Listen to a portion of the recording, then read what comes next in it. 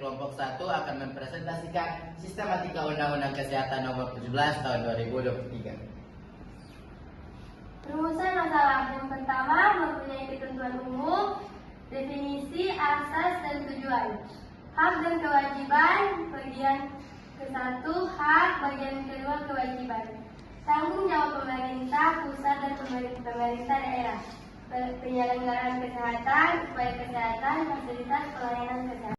Definisi Undang-Undang Nomor 17 Tahun 2023 adalah undang-undang tentang kesehatan yang ditetapkan di Indonesia.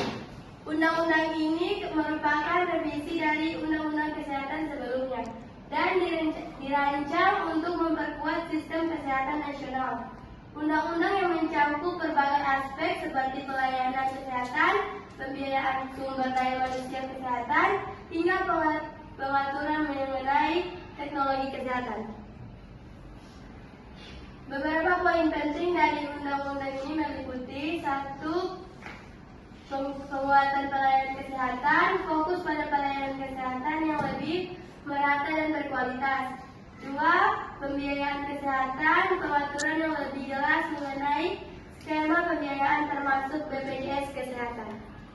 Dan yang ketiga, sumber daya manusia kesehatan, pengelolaan tenaga kesehatan yang lebih baik termasuk distribusi dan kompetensi. Keempat, teknologi dan inovasi kesehatan, mendorong penggunaan teknologi dan inovasi untuk meningkatkan akses dan kualitas pelayanan. Undang-undang ini juga menekankan pentingnya kolaborasi antara pemerintah, swasta, dan masyarakat dalam upaya meningkatkan derajat kesehatan nasional. Kemudian ada asas. Undang-undang diselenggarakan berdasarkan asas berkemanusiaan, keseimbangan, manfaat, ilmiah, pemerataan, etika dan profesionalitas, perlindungan dan keselamatan, penghormatan terhadap hak dan kewajiban, keadilan dan diskriminatif, pertimbangan pengelolaan hidup dan agama, kepentingan umum, keterpaduan, kesadaran hukum, kedaulatan negara, kelestarian lingkungan hidup, kearifan budaya dan ketertiban dan kepastian hukum. Selanjutnya tujuan, yaitu penyelenggaraan kesehatan bertujuan untuk meningkatkan perilaku hidup sehat, meningkatkan akses dan mutu pelayanan kesehatan dan sumber daya kesehatan, meningkatkan pengelolaan sumber daya manusia yang efektif dan efisien, memenuhi kebutuhan masyarakat akan pelayanan kesehatan, dan meningkatkan ketahanan kesehatan dalam menghadapi KLB atau wabah, menjamin ketersediaan pendanaan kesehatan yang berkesinambungan dan berkeadilan serta dikelola secara transparan, efektif dan efisien, mewujudkan pengembangan dan pemanfaatan teknologi kesehatan yang berkelanjutan dan memberikan perlindungan dan kepastian hukum bagi pasien, sumber daya manusia, kesehatan dan masyarakat. Lalu selanjutnya, hak secara mandiri sebagaimana dimaksud pada ayat 1 huruf F, dikecualikan pelayanan kesehatan yang diperlukan dalam keadaan darurat dan atau penanggulangan KLB atau wabah.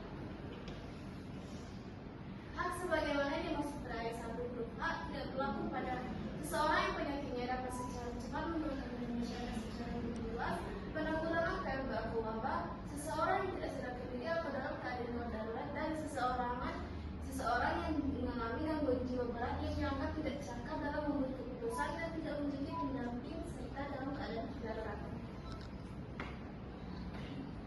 Setiap orang berkewajiban mewujudkan, mempertahankan, dan meningkatkan derajat kesehatan masyarakat yang setinggi-tingginya, menjaga dan meningkatkan derajat kesehatan bagi orang lain yang menjadi tanggung jawabnya, kemudian menghormati hak orang lain dalam upaya memperoleh lingkungan yang sehat, menerapkan perilaku hidup sehat dan menghormati hak kesehatan orang lain, mematuhi kegiatan penanggulangan KLB atau wabah, dan mengikuti program jaminan kesehatan dalam sistem jaminan sosial nasional. Kemudian tanggung jawab pemerintah pusat dan pemerintah daerah. Pada pasal 6 ayat 1, pemerintah pusat dan pemerintah daerah bertanggung jawab merencanakan, mengatur, menyelenggarakan, membina dan mengawasi penyelenggaraan upaya kesehatan yang bermutu, aman, efisien, merata, dan terjangkau oleh masyarakat. Pemerintah pusat memiliki peran utama dalam merumuskan kebijakan perencanaan dan regulasi yang menjadi dasar bagi penyelenggaraan kesehatan di seluruh Indonesia. Beberapa tanggung jawab penting pemerintah pusat adalah: yang pertama, merumuskan kebijakan kesehatan nasional; yang kedua, pengawasan dan evaluasi; yang ketiga, penyediaan layanan; yang keempat, koordinasi lintas sektor. Pemerintah daerah, baik di tingkat provinsi maupun kabupaten atau kota, juga memiliki tanggung jawab penting dalam menyelenggarakan pelayanan kesehatan di wilayah masing-masing. Sesuai dengan otonomi daerah, beberapa tanggung jawab utama pemerintah daerah adalah: yang pertama, pelaksanaan kebijakan; yang kedua, penyediaan fasilitas dan tenaga kesehatan; yang ketiga, pengelolaan anggaran dan kesehatan daerah; yang keempat, promosi kesehatan dan pencegahan penyakit; yang kelima, penanganan kedaruratan kesehatan. Kemudian penyelenggaraan kesehatan. Pasal 17 ayat 1, penyelenggaraan kesehatan terdiri atas: yang pertama, upaya kesehatan; yang kedua, sumber daya kesehatan; dan yang ketiga, pengelolaan kesehatan. Kemudian yang kedua, upaya kesehatan sebagaimana yang dimaksud pada ayat pertama.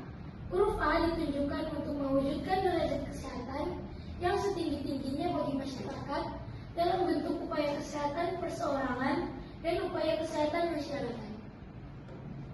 Kemudian penyelenggaraan kesehatan.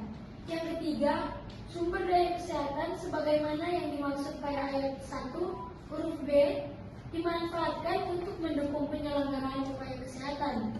Yang keempat, pengelolaan kesehatan sebagaimana dimaksud pada ayat pertama huruf C dilakukan terhadap upaya kesehatan dan sumber daya kesehatan.